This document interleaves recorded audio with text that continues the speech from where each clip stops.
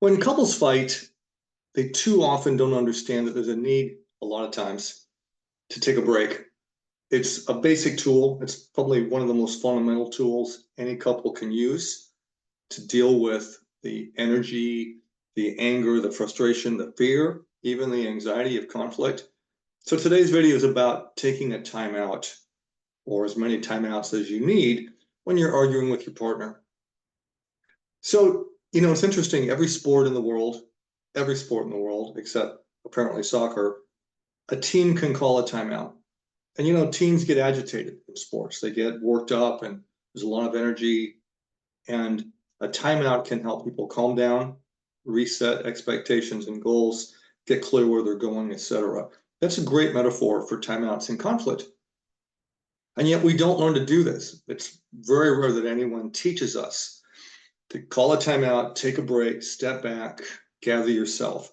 People try, don't misunderstand me. People definitely try to, step away, but often one partner doesn't want the other person to step away. They're trying to resolve it right now. I'll get into that in a couple of minutes. But the point is, every couple needs to have this tool in their back pocket if they're going to have difficult conversations, especially if those difficult conversations have the potential to make you defensive.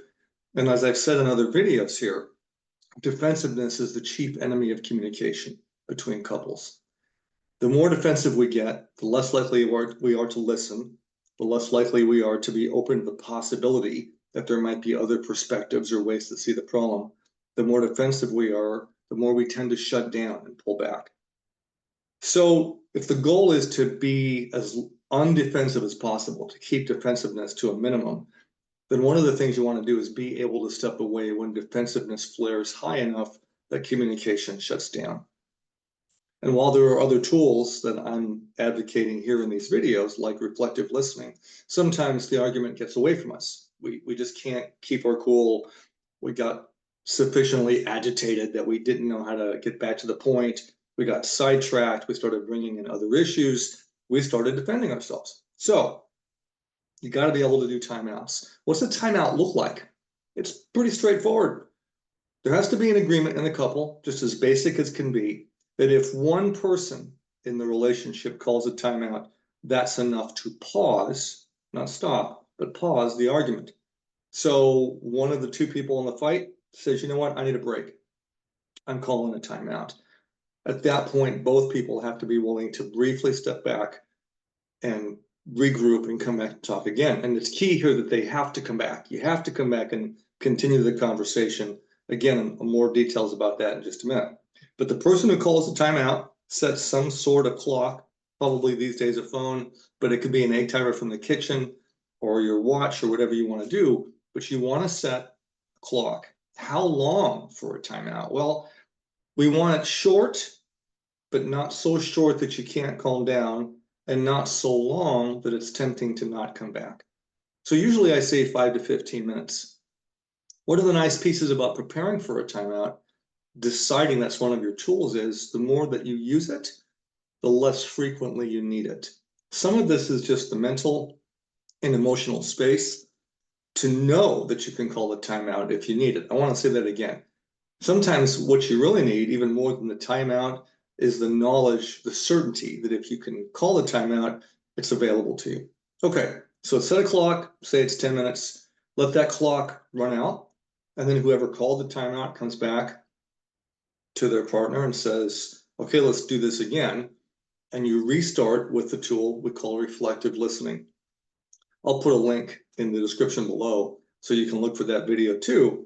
But the mission is to come back and restart the conversation.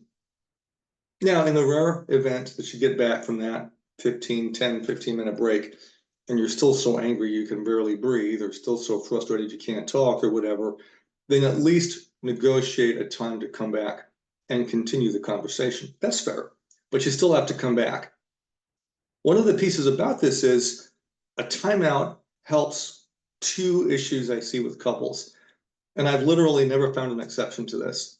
In every couple I've ever worked with, one couple is what I call the chaser, the person who does not want to stop the argument before it's resolved. And the other that I call the runner. And these words aren't very scientific, but there's always a partner that says, oh my gosh, we're getting in too deep, let me out of here, and just wants breathing space. Timeouts help both members of the couple that way. It helps the chasers understand that their partner can call a break, but there will be, in fact, a continuing conversation. And it helps the runners know that they've got some breathing space. They can call timeout and then circle back when they're in a better space. So timeouts, it's a tool to use and put in your tool belt that helps people get some mental and emotional breathing space as they learn to do conflict, argument, difficult conversations more effectively. Thanks.